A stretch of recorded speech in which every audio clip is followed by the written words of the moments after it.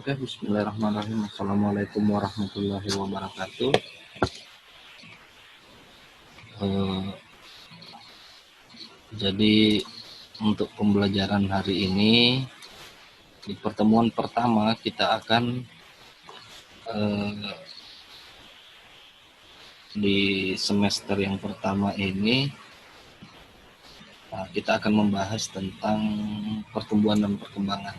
Pertumbuhan dan perkembangan itu sendiri nantinya dibagi menjadi 3 pertemuan. Ini pertemuan pertama sebagai pertemuan awal di semester ini untuk kelas 12 IPA.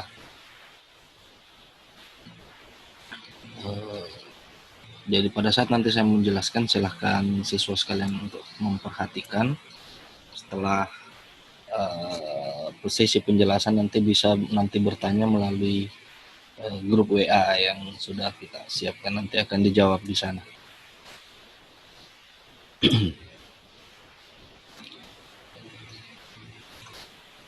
Oke, siswa sekalian, saya lanjut.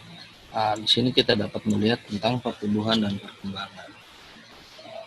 Ada 2 kata, yaitu pertumbuhan dan perkembangan. Pertumbuhan itu sendiri bisa kita adalah proses pertambahan ukuran, pertambahan panjang, lebar, massa, pertambahan berat, pertambahan volume dari suatu makhluk hidup.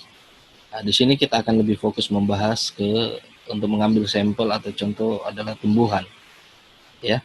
Jadi itu adalah proses pertambahan ukuran, pertambahan tinggi, pertambahan berat, pertambahan massa atau isi dari makhluk hidup tersebut. Dalam hal ini adalah tumbuhan. Kemudian ada perkembangan. Perkembangan itu adalah proses menuju pendewasaan. Untuk bisa lebih memahami, kita bisa melihat ciri-ciri atau sampel. Bisa kita lihat ciri-ciri yang atau karakteristik yang bisa kita lihat dari pertumbuhan itu sendiri. Pertumbuhan itu bersifat irreversible atau tidak dapat balik. Jadi pertumbuhan itu bersifat irreversible atau tidak dapat balik, ya. Irreversible atau tidak dapat balik. Jadi setelah dia bertambah tinggi, dia tidak akan bisa kembali menjadi pendek. Setelah dia bertambah besar, dia tidak bisa lagi menjadi kerdil. Nah, itu maksudnya. Jadi dia bersifat irreversible. Pertumbuhan juga itu bersifat kuantitatif. Kuantitatif itu artinya bisa diukur. Bisa diukur, tinggi itu bisa diukur, beratnya bisa diukur. Nah, itu maksud dari kuantitatif. Dia bersifat kuantitatif. Selanjutnya, kalau untuk perkembangan, kita bisa melihat ciri-cirinya. Ciri-ciri dari perkembangan itu dia bersifat reversible. Reversible itu artinya dia dapat kembali ke kondisi awal. Proses menuju pendewasaan itu bisa kita lihat misalnya proses dari tumbuhan itu berbunga. Proses tumbuhan itu berbunga, proses tumbuhan itu berbuah.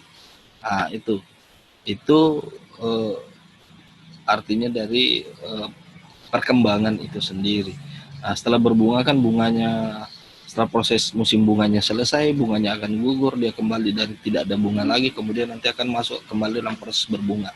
Itu maksudnya reversible, atau dapat kembali ke kondisi awal. Kemudian dia juga berbuah juga pada musim buah, tumbuhan itu akan berbuah. Setelah lewat musim buah, buahnya nanti akan hilang atau habis. Setelah itu nanti pada musim tertentu dia akan kembali berbuah. Nah, itu maksud dari proses pendewasaan. Itu salah satu karakteristiknya adalah reversible, dapat kembali ke kondisi awal.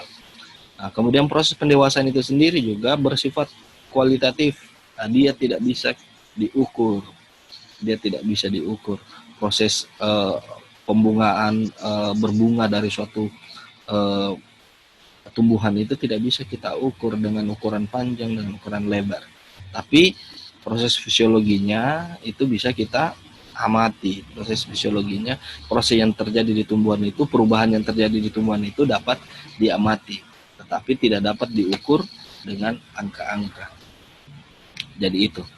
Oke, sampai di sini saya lanjut.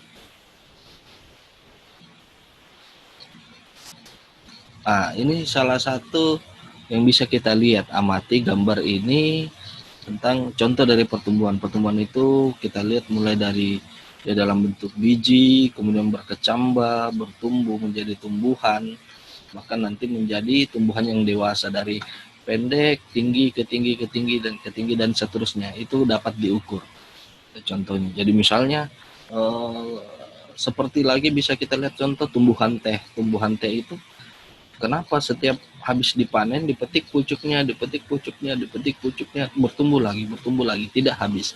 Karena itu ada yang namanya proses pertumbuhan. Sama misalnya tanaman di kebun, dipangkas.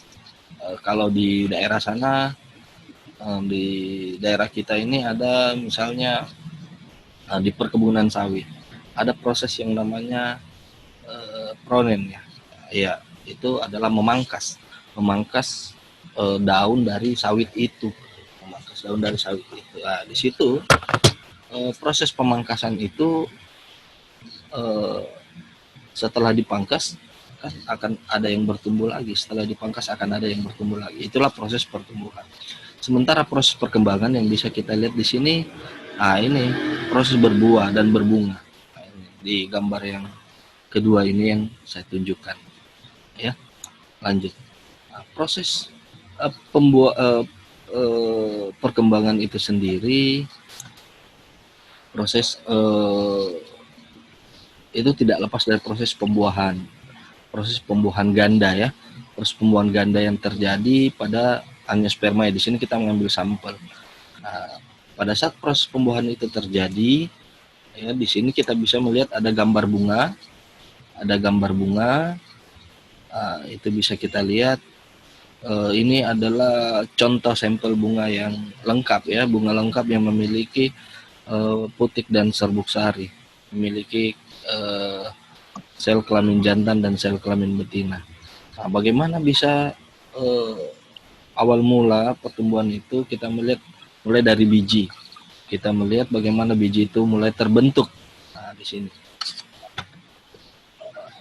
pada tumbuhan angiosperma ini kita bisa melihat di sini pada gambar yang ditunjukkan di sini ada putik dan serbuk sari. Di serbuk sari ini di sini terdapat ada 2 inti generatif atau sperma 1 dan sperma 2. Ada 2 inti generatif 1 dan inti generatif 2 yang biasa disebut sperma. Sementara terdapat 1 inti vegetatif yang fungsinya sebagai pemandu jalan.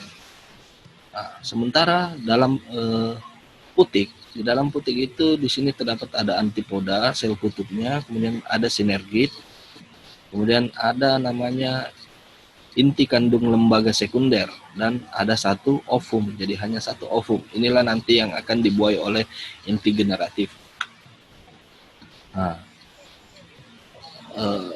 Serbuk sari nanti akan dipandu oleh inti vegetatif untuk langsung ke entry point-nya, ke tempat masuknya.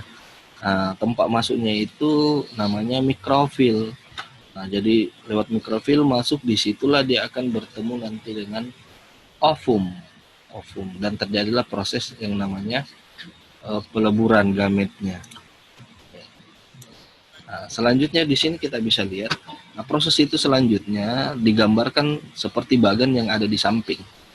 Jadi inti generatif 1 dan inti generatif 1 ini, inti sperma yang 1 ini akan membuahi inti ovum.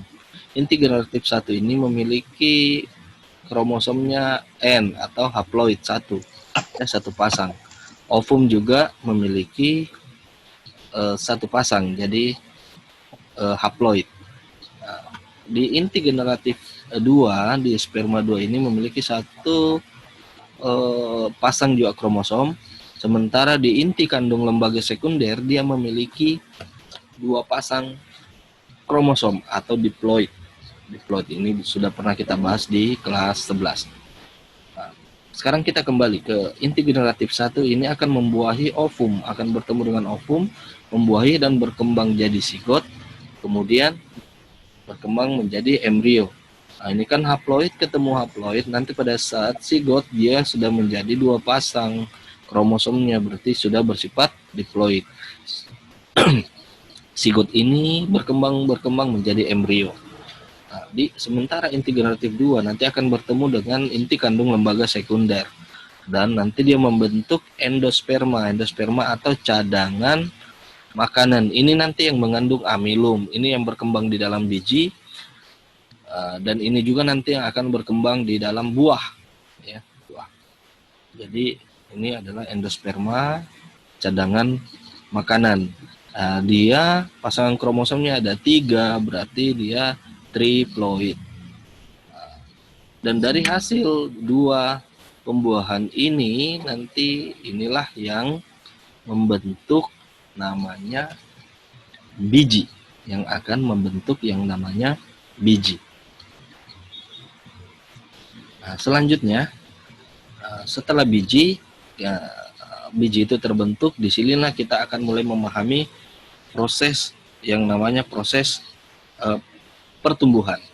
Yang namanya proses pertumbuhan. Pertumbuhan itu diawali dengan perkecambahan. Dia akan diawali dengan perkecambahan. Perkecambahan itu bisa kita lihat bahwa biji itu akan mengawali fase istirahat namanya, atau dormansi. Fase dormansi atau fase istirahat. Fase istirahat di mana biji itu tidak beraktivitas apa-apa, dia akan istirahat. Nah, biasa kalau petani itu dilakukan dengan cara mengeringkan biar nanti akan mempermudah prosesnya kembali. Nah, setelah fase istirahat, awal perkecambahan itu diawali dengan proses yang namanya proses imbibisi. Proses imbibisi itu masuknya biji ke dalam air.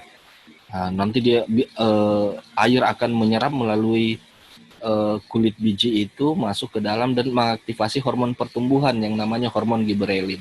Hormon giberelin ini nanti setelah aktif, itu akan mulai bekerja di dalam, mengaktifkan dengan enzim-enzim yang ada juga. Setelah itu perlahan-lahan kulit biji akan pecah dan kotiledon itu mulai berkembang. Kotiledon mulai berkembang. Anda bisa perhatikan di gambar, di sini ada epikotil yang nanti akan menjadi bakal batangnya, kemudian ada plumula nanti akan menjadi bakal pucuk dan daunnya, kemudian hipokotil pangkal akarnya, dan radikula ini akan berkembang menjadi ujung akar. Nah, setelah itu keluar dari dalam biji, disitulah perkecambahan itu terjadi. Nah, kita bisa melihat tahapan singkatnya di sini, bahwa tahapan perkecambahan itu terdiri dari tahapan imbibisi, kemudian pembentukan enzim di mana giberelin, hormon pertumbuhan itu mulai aktif, kemudian tahapan pemanjangan sel atau radikula, ya, di mana sel mulai tadi epikotilnya dan hipokotilnya mulai bertumbuh, radikulanya mulai bertumbuh, plumulanya mulai bertumbuh, kemudian dan selanjutnya dihasilkan proses perkecambahan. Proses perkecambahan itu sendiri terdiri menjadi 2, ada yang namanya perkecambahan epigeal dan ada hipogeal.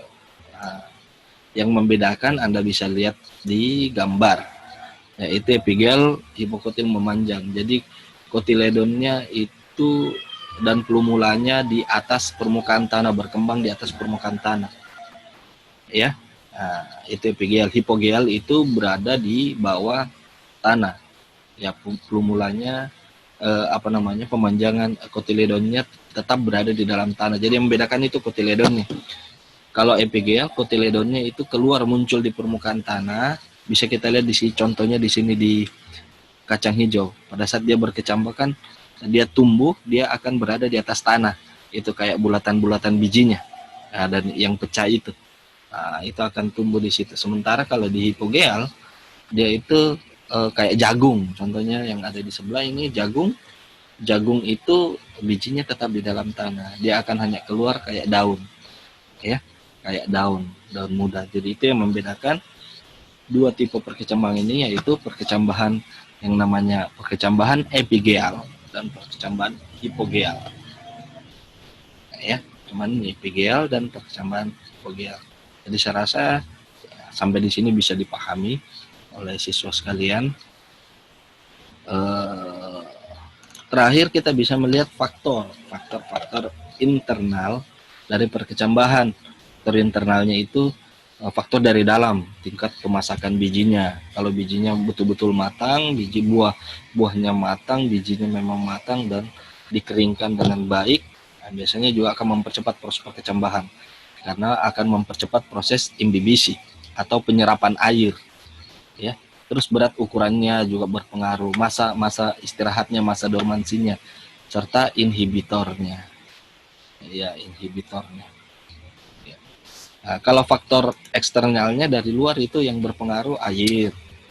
Kondisi airnya, banyaknya air, ya, volume air yang kita berikan. Kalau airnya banyak, cukup, pasti perkecambahannya juga akan lebih cepat. Suhunya apakah memenuhi, kemudian oksigen, cahaya. Nah, ini yang paling berpengaruh juga adalah cahaya.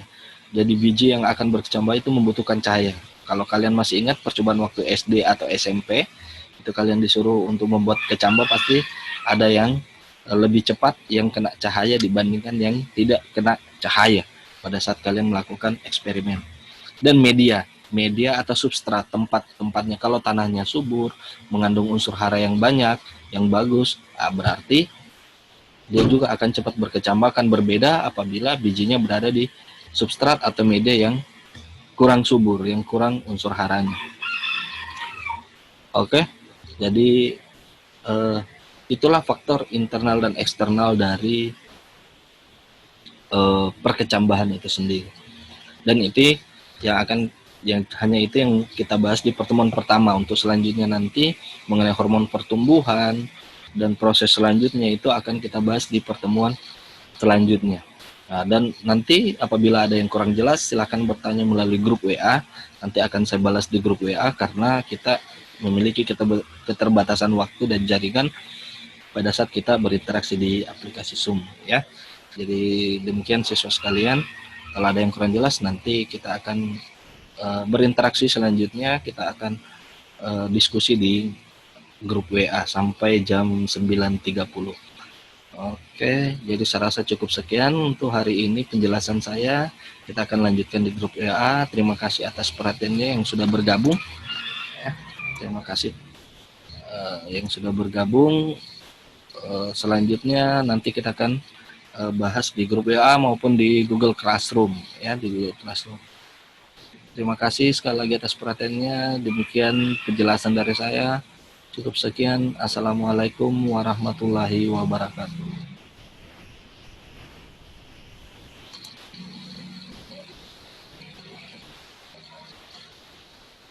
Waalaikumsalam warahmatullahi wabarakatuh.